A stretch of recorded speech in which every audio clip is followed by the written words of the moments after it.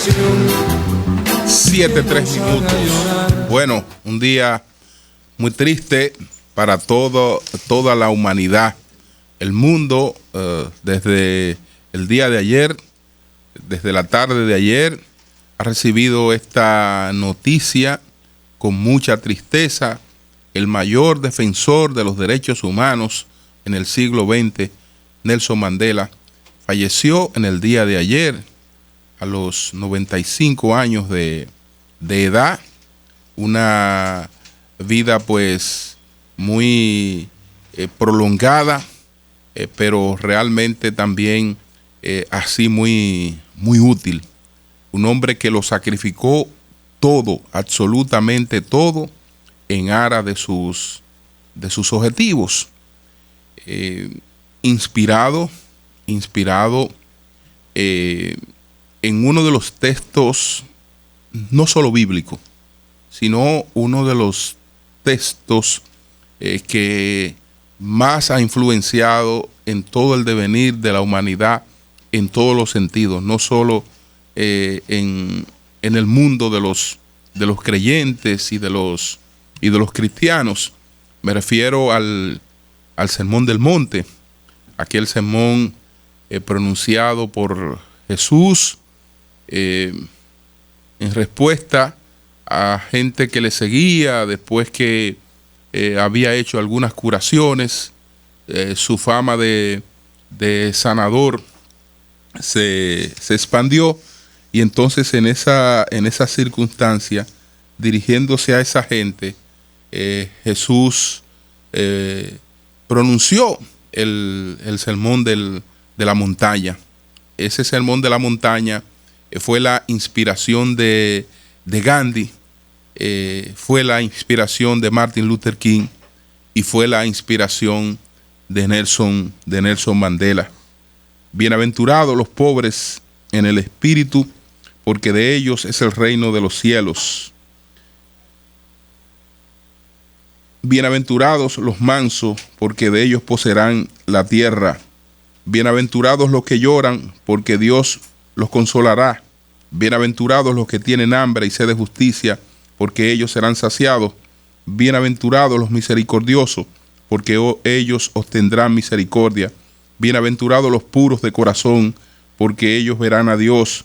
Bienaventurados los pacificadores, porque ellos serán llamados hijos de Dios. Bienaventurados los que sufren persecución por causa de la justicia, pues de ellos es el reino de los cielos. Estas son las buenaventuranzas del Sermón de la Montaña, que además tiene otros parámetros. En este sermón es que se pronuncia la oración del Padre Nuestro, tan universal para el mundo cristiano, sobre todo para el mundo católico. Y en este sermón es que se marca, digamos, un distanciamiento entre la concesión del Nuevo Testamento y la concesión de lo que era el Antiguo Testamento. Y entonces se va a institucionalizar la prédica del perdón, la prédica del amor, con el contenido de este sermón, que es una oposición a la famosa ley del talión. Es en esta prédica que Jesús contrasta la ley del talión, aquella ley que planteaba ojo por ojo, diente por diente, libre por libre, esclavo por esclavo. Es decir, que el daño infligido a una persona tenía que ser respondido con un daño de igual magnitud. Me matas un libre, te mato un libre. Me matas un esclavo, te mato un esclavo, etcétera, etcétera. Entonces, me mata un hijo, te mato un hijo. Todas estas cosas era lo que representaba la ley del talión. Con el Sermón de la Montaña, pues Jesús plantea una concepción totalmente distinta. Esa concepción pacifista fue la inspiradora de Gandhi.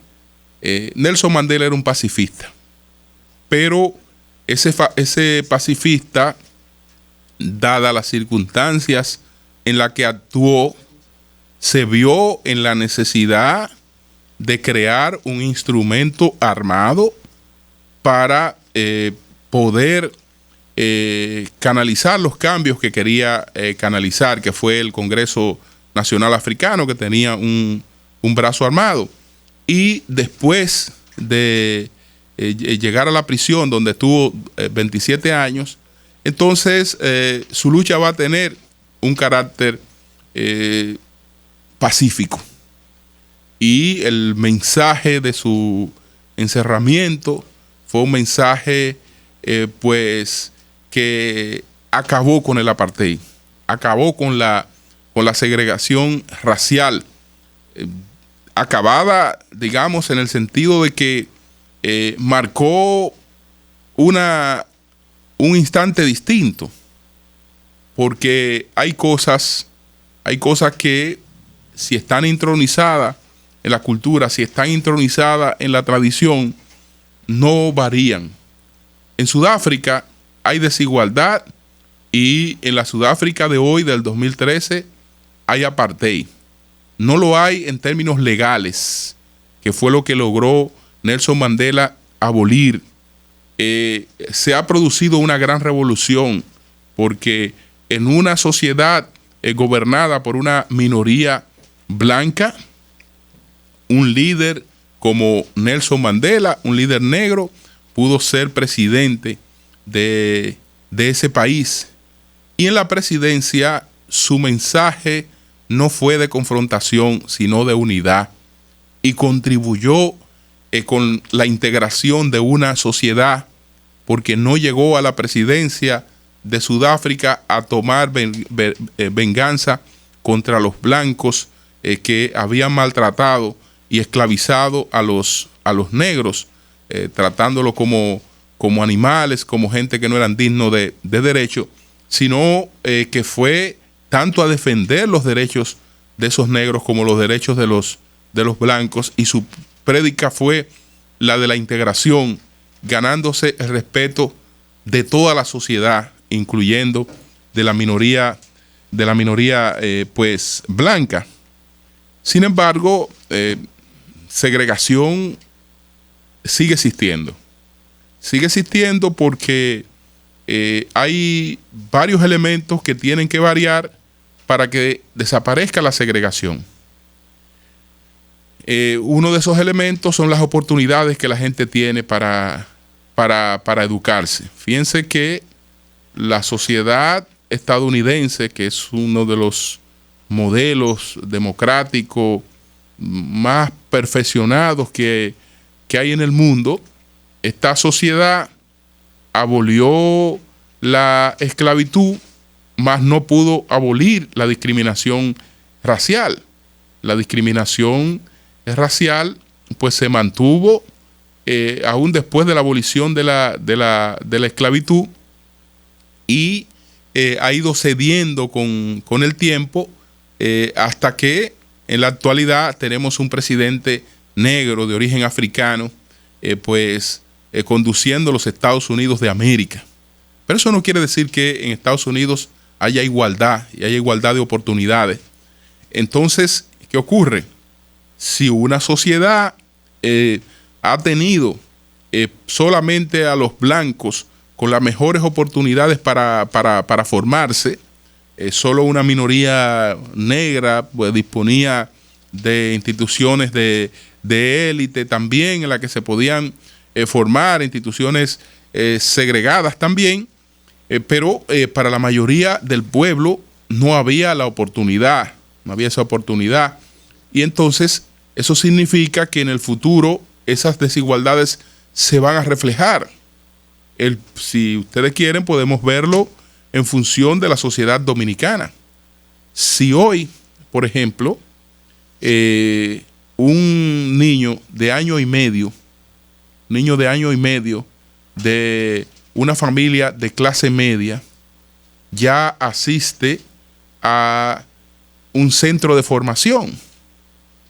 Al año y medio ya empieza a asistir a un centro de formación. Entonces, cuando ese niño cumple 5, 6 años o 7 años, que es cuando un hijo de un pobre pues empieza a tocar las puertas de una escuela, ya incluso ese niño de 5 o 6 años es prácticamente bilingüe y maneja una serie de conceptos que antes uno lo manejaba prácticamente en los cursos más avanzados y en la adultez. Ya ese niño de por sí tiene una ventaja competitiva frente al otro niño que no ha tenido esas oportunidades. Y si después la cosa se va a reproducir en el sistema educativo, que el que ya ha tenido el privilegio de esa formación va a buenos colegios donde los profesores no hacen huelga, donde los profesores tienen un buen nivel de formación, donde se cumple con el currículum académico, y el otro asiste a una escuela que da clase 3 días y 2 días están en entretenciones, en una serie de cosas, y en estos larguísimos periodos vacacionales, no tiene una profesora que le asista en las tareas, etcétera. Por igual, entonces, aunque en la sociedad, en términos legales, no exista discriminación, usted está formando una persona que va a tener oportunidades distintas a la del otro. Por una parte, usted está formando una persona que va a motoconchar, que va a reclamar un puesto de salario mínimo, o que a duras penas va a terminar el bachillerato, se va a ir a una universidad a hacer una carrera para no lograr nada. Porque la debilidad en su formación no lo va a llevar a ningún sitio, aunque le den título, como mucha gente que anda por ahí con título, y la verdad que su nivel de formación es muy pobre. Entonces, eso existe en Sudáfrica. Tantos años de segregación no se derriban sencillamente porque en términos legales las cosas desaparezcan. Tiene entonces que producirse después una transformación social que vaya logrando la integración real.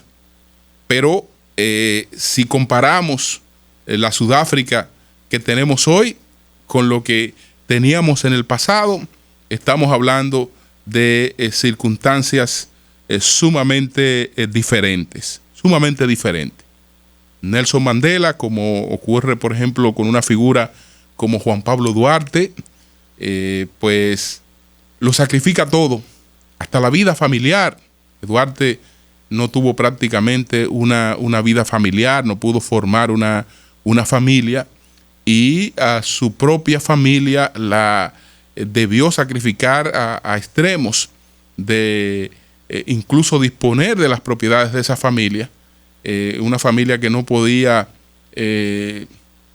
digamos, reproducir luego esas propiedades para entregarla a una causa. La vida personal, la vida de Mandela, pues fue muy trágica, muy trágica. Estamos hablando de un ser humano que ve morir a 3 de sus hijos en circunstancias distintas, que conoce el engaño, conoce pues una serie de situaciones que no lo apartan del camino que siguió, y entonces ha muerto lleno de grandeza después de haber vivido una vida pues caracterizada por la pulcritud. Es un hombre que personalmente nunca estuvo vinculado a ningún escándalo. No podemos asociarlo a él con lo que ha ocurrido con parte de su familia. En el caso de su segunda esposa, por ejemplo, en el caso de su segunda esposa, él tuvo tres matrimonios. En el caso de su segunda esposa, que fue la más conocida en el mundo, porque era la vocera mientras Mandela estaba en prisión, Winnie Mandela. Winnie Mandela pues enfrentó muchísimos expedientes de enriquecimiento ilícito, etcétera, pero eso no asociaba directamente a Mandela, que no era partícipe de esas cosas, y todos recordamos lo traumático de esa separación. Entonces, estamos hablando, señores, de un ejemplo que estará ahí como una de las grandes referencias. Mandela tiene que estar donde está Martin Luther King, tiene que estar donde está Mahatma Gandhi. Ese es su sitial. Y yo sé que todos en el mundo de hoy, sentimos esta partida, aunque fue un hombre que vivió lo que todo el mundo aspiraría a vivir, 95 años, que contó por la magnitud de su figura con el auxilio de la mejor medicina. Eso le prolongó la vida con todas las atenciones del mundo para tratar de que se mantuviese con vida, aunque ya desde hace tiempo estaba en una situación frente a la cual la vida ya carece de sentido.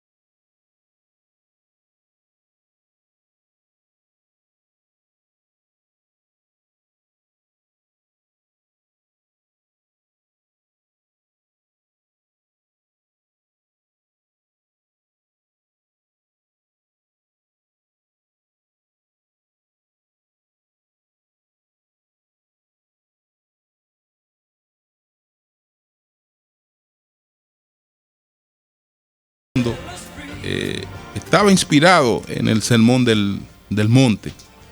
Por eso reflejaba ese espíritu de perdón. Nelson Mandela, a todas las personas que influyeron o que de manera directa provocaron su apresamiento, el fiscal que lo acusó, el presidente que lo llevó a prisión. Con todas estas personas, después Mandela se entendió, se reconcilió y actuó frente a ellos sin odios, porque tampoco no eran problemas personales, era una sociedad que tenía ese tipo de instituciones, y entonces contra las instituciones de esa sociedad fue que luchó, no contra las personas. Pero bueno, nosotros aquí hoy esperamos la conclusión del circo de la Corte Interamericana de los Derechos Humanos, que ha venido a la República Dominicana después de haber establecido cuál era su posición en relación con la sentencia 168-13 del Tribunal Constitucional, hacer una investigación totalmente sesgada, a hablar con los sectores que querían escuchar, que fueron aquellos que le prepararon en distintos ambientes para ellos poder avalar lo que ya ellos habían declarado y lo que probablemente dirán en su rueda de prensa de hoy. Si es que ayer, para guardar las apariencias, no le habrán pedido en Palacio Nacional que sean un poco considerados, porque imagínese usted que esta gente a partir de hoy se destape con una nueva desconsideración contra la República Dominicana, pues el propio presidente de la República quedaría muy mal parado después de haber aceptado sin necesidad, pues, recibir a estas personas, porque si antes de yo llegar había prejuicios sobre cuál iba a ser su papel, y ellos hubiesen desempeñado en la República Dominicana un papel diferente al que desempeñaron, bueno, habría razones para decir, bueno, esta gente no vino como se había establecido, con la finalidad de construir un expediente contra la República Dominicana, de tener un aval para su campaña de descrédito contra la República Dominicana, etcétera, etcétera. Pero bueno, ellos hicieron lo que se sabía que venían a hacer a la República Dominicana, incluso dando declaraciones sumamente imprudentes. El día antes de estar en Palacio Nacional, hablaron de que la situación en los batalles en la República Dominicana, eso tenía que corregirse, de ellos dando instrucciones de lo que hay que hacer en la República Dominicana. Hicieron una referencia a un órgano constitucional totalmente irrespetuosa, una cosa que no le corresponde a extranjeros en ninguna parte del mundo, y así por el estilo. Pero para completar este circo, ayer presenciamos la ridiculez, la payasada de Hipólito Mejía y Luis Abinader, que fueron ante esta comisión no a denunciar la situación que tiene que ver con la sentencia, ni a fijar posición con relación a ese tema, sino a alegar que supuestamente los derechos políticos de ellos han sido afectados. Lo que refleja, señores, lo que nosotros habíamos planteado, como un bendito gobierno soberano que tolera sin que hubiese necesidad de eso, que en un momento en el que el propio gobierno está preparando el trabajo para un plan de regulación, por lo tanto el plan no se ha hecho, y hay una situación difícil, que estas personas viniesen al país aún conociendo su posición, y entonces no se fijan reglas claras. ¿A qué ustedes vienen? ¿Cuáles son los temas que ustedes van a abordar? ¿Y qué tipo de encuentros ustedes van a hacer en la República Dominicana? No, esta gente vino con un menú abierto a hacer lo que les diera su voluntad. Por eso, si usted tenía una queja de cualquier naturaleza, ellos se la podían recibir. ¿Cómo hicieron con esto?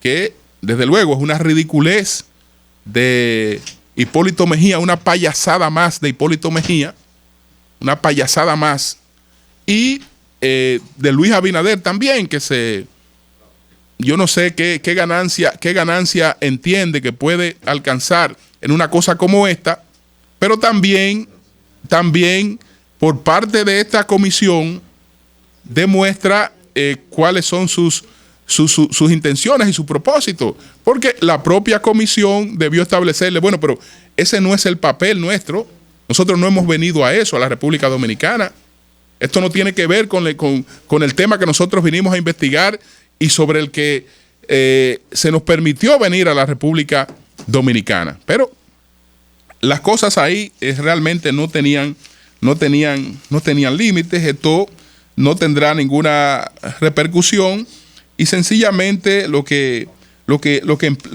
explica cuál es el criterio de alguna gente, como fue el caso de algunos colegas que se reunieron a puerta cerrada con esta gente para ir a dar testimonio contra su país. Incluso en algunos casos contra un país que les ha acogido, que les ha recibido de la mejor manera y que le ha permitido integrarse sin ninguna suerte de discriminación ni de censura. Y después, desde luego, esta gente hay que llamarle buenos dominicanos, a gente que es capaz de prestarse a ir a presentar testimonios que sabe que van a ser usados contra su país. Cuba, una vez más, da un buen ejemplo de lo que es la solidaridad porque Cuba, frente a esta situación, independientemente de que entendieran que República Dominicana tiene o no razones, dijo claramente: mi vinculación histórica con la República Dominicana me impide vincularme a cualquier declaración contra República Dominicana. Imagínense, eso lo hace Cuba. Gente que la República Dominicana le ha otorgado la nacionalidad, no hace eso. No hace eso, sino que a la menor oportunidad, en un instante muy difícil para la República Dominicana, va a hacer otra cosa. Pero cada quien que cargue con su conciencia en relación con este asunto. Esperemos las declaraciones de esta comisión. Tienen una rueda de prensa en el día de hoy a las 11 de la mañana para dar a conocer sus conclusiones, y después continuarán con su show. Continuarán con su show, y nosotros continuaremos aquí en el país tratando de que las cosas se hagan como manda nuestra Constitución, como mandan nuestras leyes, porque al fin y al cabo de lo que se trata es de un problema dominicano que tenemos que enfrentarlo y resolverlo los dominicanos.